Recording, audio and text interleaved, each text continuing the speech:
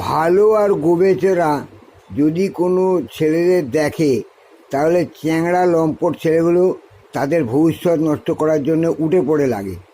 কেননা সে জানে ভালো ছেলেটা পড়াশোনায় খুব ভালো, আমরা তো কোনো মতে টুকে টাকাও পাস করতে পারিনি, তাই ওকেও পাস করতে দেবো না। সেই রকমই পাড়ার একটা ছেলে, তার নাম মদন, সে গোবেচরা ভালো ছেলে, সে আজে বাজে কথা শেখে না। সে হেঁটে হেঁটে স্কুলে আসছে পরীক্ষা দেওয়ার সময়, 3-4টে চ্যাংড়া বদমাশ ওই ধরনের ছেলে বসেছিল। বলছে, ও ভাই শোন শোন শোন। বলে, কি দাদা, কি বলছো? বলে, আজকে তোর কি পরীক্ষা? বলছে, আজকে তো আমার বাংলা ব্যাকরণ পরীক্ষা। বলছে, শোন শোন, মাস্টারমশাইদের কাছে খবর পেলাম আজকে দুটো সন্ধি বিচ্ছেদ আসবে। বলে, কি সন্ধি বিচ্ছেদ? বলে, একটা হচ্ছে কেলেঙ্কারি আর একটা হচ্ছে গাম্ভীর্য। বলে, এই রে, আমি তো ওটা করে আসিনি, আমি তো বুঝতে পারবো না, তোমরা একটু বলে দাও না গো।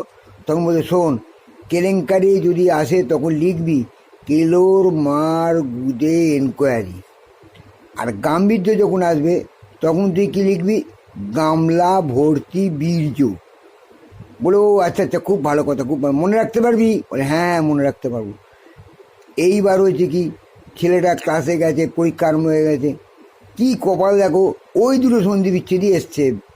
সঙ্গে সঙ্গে ছেলেটা লিখে দিয়েছে কেলেঙ্কারি মানে হচ্ছে কেলোর মার গুদে এনকোয়ারি, আর গাম্ভীর্য হচ্ছে গামলা ভর্তি বীর্য। ব্যাস, লিখে খাতা জমা দিয়েছে। লিখে টিকে খাতা জমা দেওয়ার পর ছেলেটা সব বিষয়ে মার্কস পেয়েছে। কিন্তু যখন মাস্টার দেখছে, ওরে বাপরে বাপ, এ কী লিখেছে রে, তখন ছেলেটাকে জিজ্ঞেস করছে, হ্যাঁ রে বাবা, তুই এসব কথা কোত্থেকে শিখলি?